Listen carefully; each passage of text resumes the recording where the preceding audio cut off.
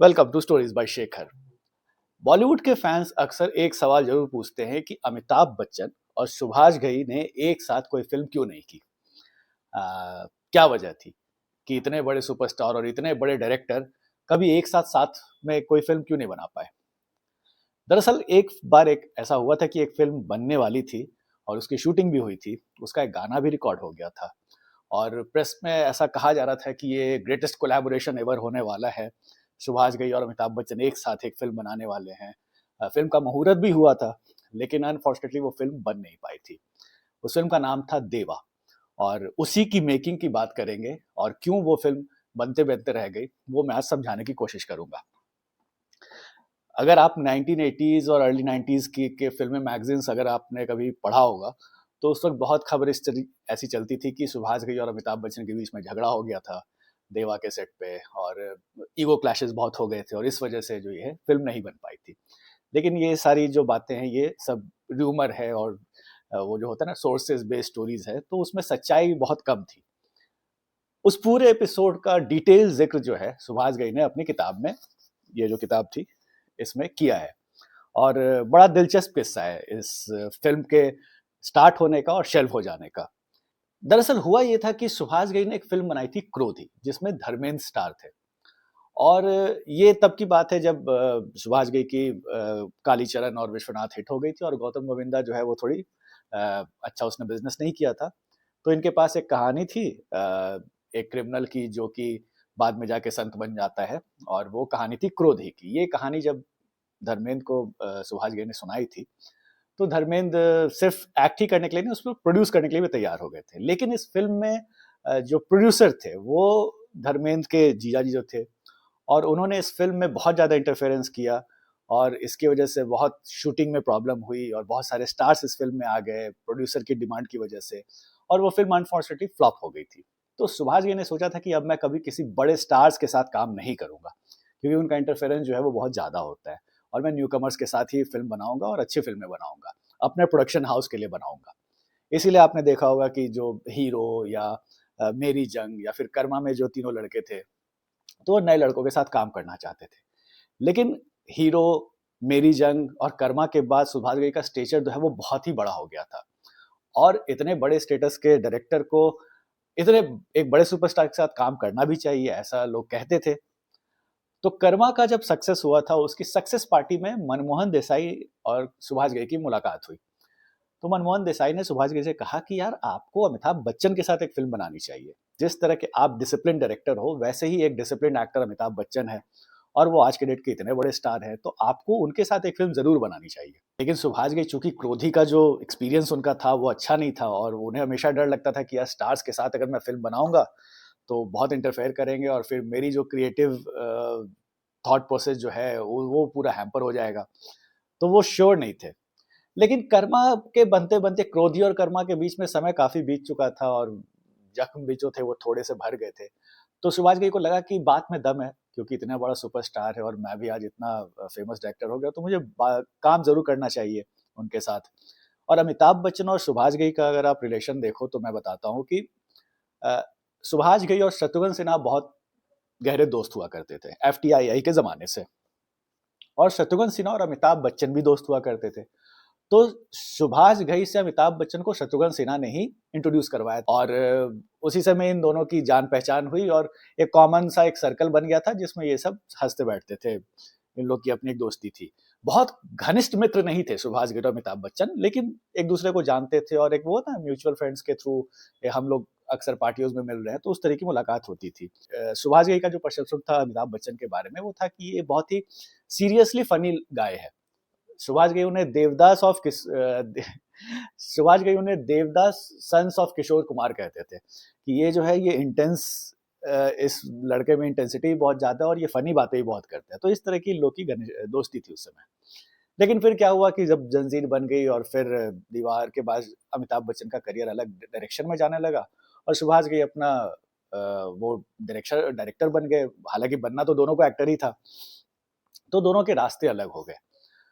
फिर एक बार जब विधाता बनने की बात हुई थी, तो एक बार मुलाकात हुई थी सुभाष घई की अमिताभ बच्चन से, जब वो मिलने उनसे गए और कहे कि मैं आपके साथ काम करना चाहता हूँ। लेकिन अमिताभ बच्चन ने मना कर दिया था कि मैं सुभाष घई तुम्हारे साथ तो काम कर लूँगा, लेकिन जो प्रोड्यूसर है गुलशन है उनके साथ नहीं काम करना चाहता। तो एक मुलाकात तो तब की थी। लेकिन ये कर्मा के बाद की बात है कि जब अमिताभ बच्चन जब मनमोहन देसाई ने सुभाष घई को कहा कि आपको उनके साथ एक फ़िल्म बनानी चाहिए, तो सुभाष घई ने 2-3 दिन सोचने के बाद सोचा कि हाँ, मुझे बनानी चाहिए। तो उस वक़्त अमिताभ की कोई फ़िल्म एक रिलीज़ हुई थी शायद, तो उसकी तारीफ़ करने के लिए सुभाष घई ने अमिताभ बच्चन को एक लेटर लिखा और बहुत ही प्यारा-सा लेटर लिखा जिसमें उनके परफ़ॉर्मेंस की, किस-किस सीन्स में उन्होंने अच्छा काम किया, वो सारा पूरा डिटेल करके एक लेटर भेजा उनको। लेटर पढ़ने के बाद अमिताभ बच्चन ने खुद सुभाष घई को फ़ोन किया और उन्होंने उनके डायरेक्शन की तारीफ़ की कि मैंने देखी आपकी फ़िल्म कर्मा और जो भी फ़िल्में आपने बनाई है, कर्स तो मैंने पहले भी देखी थी और मुझे बहुत अच्छा लगा आपका काम। तो बात होते-होते फिर दोनों की बात कुछ ऐसी हो गई कि हमें भी साथ में एक फ़िल्म में काम करना चाहिए। अब सुभाष घई तो ये सुन के खुश हो गए कि भाई अमिताभ बच्चन जैसा जो शख्स है वो मेरे साथ काम करना चाहता है। तो उन्होंने कहा ठीक है मैं एक कहानी लिखता हूँ आपके लिए और फिर हम लोग इस पे काम करेंगे। ठीक है? तो सुभाष घई ने फिर एक कहानी लिखी और वो कहानी कुछ ऐसी थी कि एक डाकू है जो कि अपने भाई और बहन से बहुत प्यार करता है और अपनी जुर्म की दुनिया से उन्हें दूर रखता है। बॉम्बे में उनके भाई बहन पढ़ते हैं। तो एक दिन क्या होता है कि इसकी किसी जंगल में एक लड़की से मुलाकात होती है और उससे ये प्यार कर बैठता है और उसके बाद फिर सोचता है कि मैं अपने इस जुर्म के रास्ते को छोड़ दूंगा। फिर वो जुर्म के रास्ते को छोड़ भी देता है और फिर बॉम्बे जाता है अपने भाई बहन से मिलने कि अब मैं परिवार के साथ रहूंगा, लेकिन इनके जो भाई बहन है ये इससे मिलना नहीं चाहते और इसे बाहर निकाल देते हैं। इससे इस डाकू को जो है वो बहुत दुख पहुंचता है, लेकिन फिर वो एक नई जिंदगी की शुरुआत करता है और पुलिस की मदद करता है दूसरे डाकुओं को पकड़वाने में। और फिर एक मैसेज है फिल्म का कि इंसान को अपनी फैमिली से ज़्यादा अपने नेशन से, अपने देश से प्यार करना चाहिए। कुछ इस तरह का सब्जेक्ट था। ये कहानी लिखी सुभाष घई ने और उसके बाद फिर उन्होंने अमिताभ बच्चन को अप्रोच किया। अमिताभ बच्चन को कहानी पसंद आई और उन्होंने कहा कि हाँ, इस फिल्म पे हम काम कर सकते हैं। अब सुभाष घई का जो तरीका था काम करने का वो ये था कि किसी भी फिल्म को स्टार्ट करने से पहले ऑन पेपर अग्रीमेंट वो करवा लेते थे सबसे कि मुझे इस एक्टर के इतने डेट्स चाहिए, इस अमाउंट पे ये फिल्म पे ये साइन होगा, इतने दिन में हम लोग फिल्म कंप्लीट करेंगे और ऐसी ये सारी चीज़ें होती थी। तो सुभाष घई ने अमिताभ बच्चन को कहा कि चलिए जब आपको कहानी पसंद है तो फिर हम लोग अग्रीमेंट बना लेते हैं और आप बता दीजिए कि इस फिल्म का नाम देवा होगा और देवा के लिए आपको कितने पैसे चाहिए। तो अमिताभ बच्चन ने कहा कि यार हम तू तो मेरे को बहुत पहले से जानता है, क्या पैसों की बात करना है, चलना वो देख लेंगे बाद में, पहले फिल्म बनाते हैं। अब ये बात सुभाष जी को लग रही थी कि वो तो ठीक है, दोस्ती यारी सब अपनी जगह है, लेकिन जब तक कागज पे जब तक कार्रवाई नहीं हो जाती तब तक वो थोड़ा सा मेंटल पीस के लिए वो हमेशा चाहते थे कि हर चीजों को लिख करके नोट डाउन करके रखें। तो उस वक्त तो सुभाष घई ने कह दिया कि अच्छा ठीक है चलिए हम लोग पहले फिल्म स्टार्ट करते हैं, लेकिन ये चीज इनके दिमाग में थी कि नहीं, हमें हर चीज को ऑन पेपर रखना चाहिए ताकि बाद में कोई प्रॉब्लम ना हो। तो सुभाष घई ने उनसे कहा कि चलिए ठीक है, लेकिन मुझे आपके डेट्स चाहिए होंगे करीब 100 दिन इस फिल्म को कंप्लीट करने के लिए और आपके 100 डेज चाहिए मुझे। तो अमिताभ ने कहा कि मेरा एक सेक्रेटरी है शीतल जैन, उससे आप मिल लो और वो आपको सारी डेट्स वगैरह दे देगा। अब ये जो चीज थी, सुभाष घई चूंकि हर एक्टर से डायरेक्टली डील करते थे उनके डेट्स को भी लेकर के, इसीलिए वो न्यू कमर के साथ जो काम करते थे उनको बीच में किसी असिस्टेंट या किसी सेक्रेटरी से मिलने की जरूरत नहीं होती थी। लेकिन चूंकि अब अमिताभ बच्चन इतने बड़े स्टार हैं तो उनका भी कुछ कद होगा। तो सुभाष घई ने कहा कि चलिए ठीक है मैं आपके सेक्रेटरी से मिल लूंगा। सेक्रेटरी से मुलाकात हुई सुभाष घई की। उन्होंने बोला कि आपको 100 डेज चाहिए अमिताभ के, लेकिन अभी आप 70 दिन ले लो और बाद में हम लोग फिगर आउट कर लेंगे कि बाकी के 30 दिन मैं किधर से डेट्स को काट करके आपको अरेंज कर दूंगा, क्योंकि अमिताभ बच्चन एक बिजी स्टार थे। तो सुभाष घई तैयार हो गए कि चलो ठीक है, 70 दिन तो कम से कम मिल गए। उसके बाद फिर अमिताभ से फिर दोबारा सुभाष घई ने कहा कि नहीं, कुछ पैसे की बात कर लेते हैं, अच्छा नहीं लग रहा मुझे बिना पैसों की बात किए हुए। फाइनल जब चीजें फाइनल हो जाती है तो ही मुझे फिल्म बनाने में मजा आता है। तो सुभाष घई ने कहा, तो अमिताभ बच्चन ने कहा छोड़ ना यार, तू पैसे की क्या, तू मुझे 2 रुपए दे देना।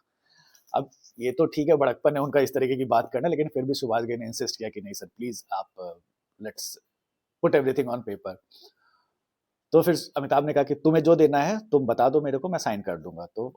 तो सुभाष घई ने कुछ भी अपना अमाउंट कोट करके उन्हें एक अग्रीमेंट दिया और अमिताभ बच्चन ने उसे साइन कर दिया और थोड़ा गुस्से में बोला कि अब खुश हो तुम, मैं कह रहा हूँ कि मैं तुम्हारे साथ काम करना चाह रहा हूँ तो तुम जबरदस्ती पैसों को लेकर के ये वो। तो खैर सुभाष घई को थोड़ा बुरा भी लगा कि चलो यार मेरे से ही गलती हो गई, इतना बड़ा स्टार है और मेरे पे इतना भरोसा कर रहा है, तो मैं क्या हर चीज़ पे पेपर पेपर कर रहा हूँ। तो खैर एग्रीमेंट साइन हो गया और अब शूटिंग स्टार्ट होने वाली थी। अब ये जब मार्केट में खबर फैली कि अमिताभ बच्चन और सुभाष घई पहली बार एक साथ कोई फ़िल्म में काम कर रहे हैं, तो डिस्ट्रीब्यूटर्स के तो लाइन लग गए सुभाष घई के घर पे। वो सीधे कि भाई प्राइस आप बताइए, फ़िल्म आप अपनी हमें दे दीजिए। तो ये सारी चीज़ें थी। सबने खरीद भी लिया अमिताभ बच्चन और सुभाष घई की फ़िल्म को। तो काफ़ी बज़ क्रिएट हुआ था, मीडिया में खूब स्पेकुलेशंस थे कि कैसी फ़िल्म बनने वाली है, इतना बड़ा डायरेक्टर और इतना बड़ा स्टार एक साथ। लेकिन उसी दौरान एक दिन क्या हुआ कि अमिताभ बच्चन ने सुभाष घई को घर पे बुलाया। सुभाष घई घर पहुंचे तो देखे कि बहुत सारे दूसरे प्रोड्यूसर जो है वो अमिताभ बच्चन के घर पे बैठे हुए हैं और अमिताभ बच्चन बहुत टेंशन में थे।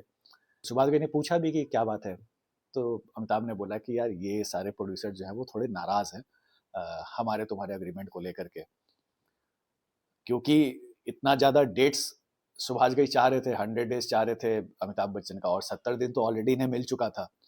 तो वो टर्म्स एंड कंडीशन जो थे वो दूसरे प्रोड्यूसर की फिल्म जो है वो अफेक्ट हो जा रही थी उस चक्कर में। तो अब सुभाष घई को बोला कि ये तो यार ये परेशानी हो गई। तो मैं तो जिस तरीके की फिल्म बनाना चाह रहा हूँ उसमें तो समय तो लगेगा ही, और मैं क्योंकि अभी तो मैंने शूटिंग स्टार्ट ही की है, और अभी ऐसा ये है कि ये फिल्म जिस तरीके से प्रोग्रेस हो रही है, मुझे लग रहा है कि 100 डेज में भी 100 डेज जो मैंने मांगे हैं वो भी सफिशिएंट नहीं है। तो फिर सुभाष घई ने उस दिन कहा कि चलिए ठीक है, कुछ सोचते हैं कि इसको क्या किया जाए। तो 2-3 दिन के बाद फिर सुभाष घई अमिताभ बच्चन से मिलने पहुंचे और उन्होंने बड़ा फ्रैंकली कह दिया कि सर देखिए, मैं आपको धर्म संकट में नहीं डालना चाहता, क्योंकि अगर इतने सारे प्रोड्यूसर आपसे नाराज हो रहे हैं मेरी वजह से, तो एक काम करते इस फिल्म को नहीं बनाते हैं। अब अमिताभ ने कहा कि नहीं नहीं, ऐसी ऐसी बात मत करो, फिल्म करेंगे, कुछ कुछ सोचा जाए कि कैसे हम इसे कंप्लीट करें। अब ये तो चीजें चल ही रही थी, लेकिन इसमें इस समय हुआ ये था कि इन सब के बीच में मुहूर्त का डेट वगैरह अनाउंस हो गया था। तो अमिताभ ने तो कह दिया कि लोग चलो मैं कुछ सोचता हूँ, तुम भी कुछ सोचो कि किस तरीके से हम इसे कंप्लीट करते हैं। 2-3 दिन के बाद लीला होटल में इस फिल्म का मुहूर्त भी था। अब मुहूर्त जो थी वो बहुत ही ग्रैंड थी, बहुत बड़े बड़े लोग आए हुए थे, मीडिया आई हुई थी, और जो गाना रिकॉर्ड किया गया था इस फिल्म के लिए वो गाना प्ले बैकग्राउंड में बज भी रहा था। तो बहुत ज़्यादा स्पेकुलेशन था। लेकिन चूंकि 2-3 दिन पहले वो जो प्रोड्यूसर वाली बात हो गई थी कि प्रोड्यूसर जो हैं वो डेट्स ज़्यादा चाह रहे थे अमिताभ के, और सुभाष घई को कमिट कर दिया था अमिताभ बच्चन ने, तो वो उनकी फिल्म में फंसी हुई थी। तो वो सारी चीज़ें back of the mind Subhash Ghai के चल भी रही थी। मुहूर्त तो हो गया, मुहूर्त कंप्लीट भी हो गया, और मीडिया में बातें छप गई कि magnum opus of Subhash Ghai is coming soon, इस तरह की बातें चल रही थी। तो उधर मुहूर्त चल रहा था और इधर सुभाष घई के दिमाग में बस वही बातें चल रही थी कि ये डेट्स का जो इतना इशू हो रहा है, फिल्म कंप्लीट कैसे होगी। मुहूर्त कंप्लीट हुई, मीडिया में खूब सारे न्यूज़ छप गए फिल्म के बारे में। लेकिन जब मुहूर्त खत्म हुआ, फिर उसके 2-3 दिन के बाद फिर फिल्म की शूटिंग भी होनी थी। पहला कुछ सीन्स था वो अमिताभ बच्चन ने शूट भी किया, और वो उसके रशेस देख के सुभाष घई बहुत खुश थे, क्योंकि और उन्होंने अपने असिस्टेंट वगैरह से कहा भी कि यार अमिताभ बच्चन में गजब का कैलिबर है। लोग कहते हैं कि दिलीप कुमार के बाद कोई दिलीप कुमार के स्टेटस को मैच नहीं कर सकता, लेकिन अमिताभ बच्चन जो है वो दिलीप कुमार से बेटर है, एट पार तो जरूर है। तो इस तरीके की बातें कर रहे थे सुभाष घई अपने सर्कल में। लेकिन प्रॉब्लम ये था कि जब उनके जो सीन्स जिस तरीके से थे, अमिताभ बच्चन के सीन्स जो लिखे गए थे फिल्म में, सुभाष घई और सचिन भौमिक ने मिलकर लिखा था, तो उन्हें लगा कि इस फिल्म में अभी 100 डेज भी कमी है, हमें अमिताभ बच्चन के 130 दिन चाहिए होंगे शूट के लिए। अब चूंकि वो ऐसा टाइम था जब अमिताभ बच्चन भी थोड़ा सा स्ट्रगल कर रहे थे अपने पर्सनल लाइफ में, और चूंकि वो पॉलिटिक्स में जा रहे थे, तो उन्हें भी जल्दी से, और उस टाइम पे बहुत ज़्यादा अमिताभ बच्चन फिल्मों में ध्यान भी नहीं दे पा रहे थे, तो उनके पास डेट्स भी कम थे, तो बड़ी मुश्किल से सारी चीज़ें मैनेज हो रही थी। अब सुभाष घई ने दिलीप कुमार के साथ काम किया था, जब सेकंड इनिंग दिलीप कुमार ने स्टार्ट किया क्रांति के बाद, तो दिलीप कुमार से तो सुभाष घई किसी भी तरीके से उन्हें मनवा लेते थे, क्योंकि उनका एक दोस्ताना संबंध बन गया था विधाता के टाइम से ही। लेकिन अमिताभ बच्चन एक सीरियस प्रोफेशनल थे, ऊपर से पॉलिटिशियन भी हो गए थे। तो सुभाष घई को लग रहा था कि मैं वो जो जिद मैं दिलीप कुमार के साथ कर सकता हूँ, वो इनके साथ कर भी नहीं सकता, तो कैसे करे। तो अमिताभ बच्चन से उन्होंने एक दिन मुलाकात की और कहा भी कि सर मुझे जो है वो 130 दिन चाहिए होंगे, आप प्लीज़ शीतल जो आपके प्रोड्यूसर हैं उनसे कहिए कि मुझे थोड़ा और ज़्यादा टाइम दें, अमिताभ ने कहा कि यार उस मेरे सेक्रेटरी की तो प्रॉब्लम समझो, वो कैसे तुमको ज़्यादा दिन दे देगा। इधर बाकी के प्रोड्यूसर्स भी लाइन लगाए हुए हैं, मेरा भी खुद का कमिटमेंट पॉलिटिक्स में इतना ज़्यादा है, टाइम मेरे पास बहुत कम है। तो 70 डेज़ में लेट्स ट्राई समथिंग कि हम लोग कुछ कैसे भी करके इस फ़िल्म को कंप्लीट करें। तुम्हें उस एक पर्टिकुलर डे में अगर ज़्यादा दिन आवर्स ज़्यादा घंटे काम कराना है वो करा लो, मुझे कोई प्रॉब्लम नहीं है। लेकिन एक्स्ट्रा डेज़ देना थोड़ा मुश्किल हो रहा है। अब ये सारी बातें सुभाष घई को अफ़ेक्ट करने लगी। अब इनको पूरा वो जो क्रोधी के टाइम का जो प्रॉब्लम स्टार्ट हुआ था कि बड़ी मुश्किल से वो फ़िल्म बन पाई थी। इतना ज़्यादा वो शूटिंग डिले होते गया, बहुत सारे इश्यूज़ थे। उस क्रोधी के बारे में मैं एक सेपरेट वीडियो बनाऊँगा, बहुत लोगों ने बोला भी है। लेकिन वही सारी चीज़ें जो हैं ये देवा में होने लगी और उसका खामियाज़ा ये हुआ कि सुभाष घई की हेल्थ अफ़ेक्ट होने लगी। उनके लेफ्ट साइड पूरे हाथ में पेन होने लगा स्ट्रेस की वज़ह से। डॉक्टर ने कहा कि आप स्ट्रेस बहुत ज़्यादा ले रहे हो। उनकी वाइफ रेहाना ने कहा कि आप आपकी स्क्रिप्ट अच्छी है, म्यूज़िक आपका अच्छा होने वाला है और इतने बड़े स्टार हैं, तो फिर आप इतने परेशान क्यों हो? सुभाष घई के दिमाग में सिर्फ़ यही बात थी कि मुझे उतने डेट्स नहीं मिल पा रहे हैं जितने की मुझे चाहिए और मेरी जो क्रिएटिविटी है क्योंकि मीडिया ने इस फ़िल्म के बारे में इतना स्पेकुलेट कर लिया है और अगर ये फ़िल्म नहीं उस तरीके से बन पाई जैसा मैं सोच रहा हूँ, जो कि क्रोधी के साथ हुआ था, तो उसका जो इम्पैक्ट होगा मेरे साइकोलॉजी पे, वो बहुत ज़्यादा होगा और मैं उसे झेल नहीं पाऊँगा। तो ये सुभाष घई को कहीं न कहीं बुरी तरह से इफ़ेक्ट करने लगी, उनकी तबीयत बिगड़ने लगी। तो ये फेलियर का जो डर था, ये सुभाष घई को बहुत इम्पैक्ट कर रहा था। तो फिर इस पूरे ऐसे एंग्ज़ायटी वाले माहौल में सुभाष घई एक दिन अमिताभ बच्चन के पास गए और उन्होंने कहा कि सर, जैसी मैं फ़िल्म आपके साथ बनाना चाह रहा हूँ ना, वो लगता है बन नहीं पाएगी। तो अमिताभ बच्चन ने पूछा भी कि why are you saying this thing? तो सुभाष घई ने कहा कि देखिए सर, मुझे 130 दिन से कम में हो नहीं पाएगा और आपने अभी तक मुझे सिर्फ 70 डेज कमिट किया है और पहले तो हमारी 100 दिन की बात हुई थी, लेकिन चूंकि मैं ही कह रहा हूँ कि 100 दिन भी कम पड़ेंगे, तो मुझे 130 दिन चाहिए ही चाहिए और अगर वो नहीं होता है क्योंकि आप भी बिजी हो और आपकी और भी अदर कमिटमेंट है, तो एक काम करते हैं, इस फिल्म को बंद कर देते हैं। तो अमिताभ बच्चन ने कहा कि देखो, तुम प्रोड्यूसर हो, तुम्हें पता है कि क्या सही है। अगर तुम्हें ऐसा लग रहा है कि इतने कम दिन में तुम नहीं कमिट कर पाओगे इस फ़िल्म को एज़ अ डायरेक्टर भी, तो तुम सही सोच रहे होगे। ठीक है, मैं तुम्हारी बात मान लेता हूँ, इस फ़िल्म को बंद कर दो। फ़िल्म हो गई बंद और उसके बाद अमिताभ बच्चन ने बहुत ग्रेशियसली जितना भी साइनिंग अमाउंट लिया था, सारा का सारा सुभाष घई को वापस कर दिया और ये फ़िल्म जो है वो बंद हो गई। जब ये फ़िल्म बंद हो गई, तो मीडिया ने ब्लास्ट कर दिया सुभाष घई को और अमिताभ बच्चन को भी। ज़्यादा सुभाष घई के ही बारे में लिखा गया कि ये अपने आप को बहुत बड़ा डायरेक्टर समझता है, इसने अमिताभ बच्चन को साइन करवा करके फ़िल्म बंद कर दी और अमिताभ का भी नाम खराब कर दिया। बहुत सारी बातें सुभाष घई के बारे में लिखी गई, लेकिन अमिताभ बच्चन ने इन सब जितने भी खबर छप रहे थे, उन पे कभी रिएक्ट नहीं किया और कभी सुभाष घई के बारे में कोई भी बात नहीं की। कभी ऐसा नहीं कहा कि ये फ़िल्म जो है वो सुभाष घई की वजह से बंद हुई है और उनकी दोस्ती तब भी सुभाष घई के साथ रही। इनफैक्ट जब सौदागर बनी, तो सौदागर का मुहूर्त क्लैप देने के लिए अमिताभ बच्चन खुद आए थे। आप उसका यूट्यूब पे वीडियोज़ भी देख सकते हो और दोस्ती उनकी हमेशा से थी, कभी उन्होंने सुभाष घई के बारे में कुछ भी नहीं की।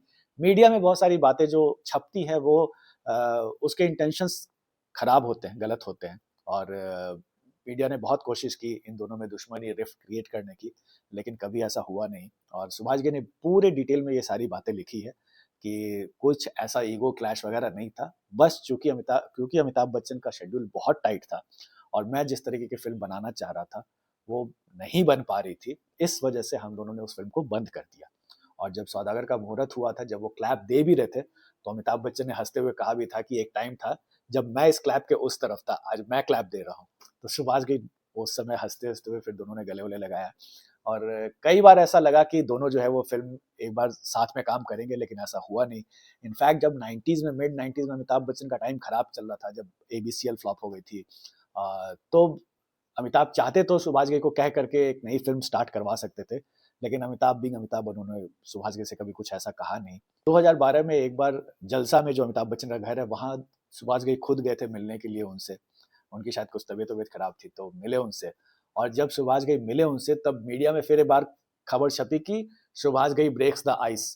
तो सुभाष घई ने फिर मीडिया में एक स्टेटमेंट दिया था कि there was no ice to be broken और मैं बस उनकी हेल्थ के बारे में पूछने गया था और फिर बताया भी, उस समय भी बताया था कि हमारे बारे में जो चीज़ें लिखी जाती है, वो सच नहीं होती और ऐसा कुछ भी नहीं था। ये ज़रूर था कि जो देवा का जो लुक था, अमिताभ बच्चन का जो गेटअप था देवा में, उस लुक को अमिताभ बच्चन ने आगे जाके खुदा गवाह में यूज किया था। इसको लेकर के बहुत बातें फिर हुई थी कि बिना परमिशन लिए उन्होंने अपना वो जो देवा का जो पूरा गेटअप था अमिताभ बच्चन ने खुदा गवाह में यूज किया और सुभाष घई से परमिशन नहीं लिया। बहुत सारी बातें लिखी गई थी उस वक्त भी, लेकिन उसको कभी तवज्जो नहीं दिया गया दोनों की तरफ से। तो इस तरीके से चीजें थी। देवा अनफॉर्चुनेटली नहीं बन पाई और वो ना बनने का खामियाजा इनफैक्ट जो रिग्रेट है वो सुभाष घई को भी रहा, और सुभाष घई ने ये कहा भी, इस देवा ना बनने से सबसे ज्यादा जो लॉस मुझे ही हुआ कि मैं दो बड़े लेजेंड के साथ काम नहीं कर पाया। एक तो अमिताभ बच्चन के साथ नहीं कर पाया और दूसरा मैं आर डी बर्मन के साथ काम नहीं कर पाया। हुआ ये था कि देवा का म्यूजिक लक्ष्मीकांत प्यारेलाल देने वाले थे और जो उनकी अगली फिल्म के लिए उन्होंने आर डी बर्मन को साइन कर लिया था, और वो अगली फिल्म होती राम लखन। हालांकि उस वक्त प्लान नहीं था कि राम लखन के स्क्रिप्ट पे ये लोग काम करें, लेकिन अगली फिल्म के लिए आर डी बर्मन को बोल दिया गया था कि मेरी अगली फिल्म आप करोगे, और वो फिल्म होती राम लखन। लेकिन चूंकि देवा नहीं बन पाई तो अगली फिल्म के लिए फिर से लक्ष्मीकांत प्यारेलाल ही आ गए सीन में और R D Burman next film से आउट हो गए, और वो फिल्म बनी आगे जाकर के राम लखन। क्योंकि उसकी भी फिल्म जो जो राम लखन बनने की भी कहानी बड़ी दिलचस्प है। फिल्म राम लखन सुभाष घई ने इसीलिए बनाई थी क्योंकि उन्हें देवा के सेटबैक से निकलना था। वो बहुत डिप्रेशन में चले गए थे और उन्हें चाहिए थे, उनके फैमिली वाले, उनकी वाइफ ने भी कहा कि आप जल्दी से जल्दी एक फिल्म डायरेक्ट करो, नहीं तो आप ऐसे सिर्फ देवा के बारे में सोचते सोचते पागल हो जाओगे, इसलिए एक जल्दी से कोई फिल्म बनाओ। और इसी वजह से उन्होंने राम लखन डायरेक्ट की थी। राम लखन के बनने की कहानी मैं अगले एपिसोड में बताऊंगा। तो ये थी पूरी देवा की कहानी, क्यों सुभाष घई और अमिताभ बच्चन एक फिल्म करते करते रह गए, वो फिल्म क्यों इनकम्प्लीट रह गई, और इसके पीछे कोई वैसा ईगो क्लैश वगैरह कुछ नहीं था जैसा कि मीडिया ने रिपोर्ट किया था। सिंपल सी कहानी थी, डेट्स का प्रॉब्लम था। अब आते हैं क्विज पे। जो पिछले एपिसोड में मैंने सवाल पूछा था उसका, वो जो डायलॉग बोला था मैंने, उसका सही जवाब है, वो डायलॉग था फिल्म मेरी जंग का, और बहुत सारे लोगों ने सही जवाब दिया है, तो सबको कॉन्ग्रेचुलेशंस। और अब मैं जो डायलॉग बोलूंगा वो आपको बताना है कि कौन से फिल्म का है। अगर ये मजाक है तो हंसने के लिए तुम जिंदा नहीं रहोगे, और अगर आपने इसे मजाक समझा तो बाद में बहुत रोएंगे। आपको बताना है ये किस फिल्म का डायलॉग है। मिलते हैं नेक्स्ट एपिसोड में। Thanks for watching.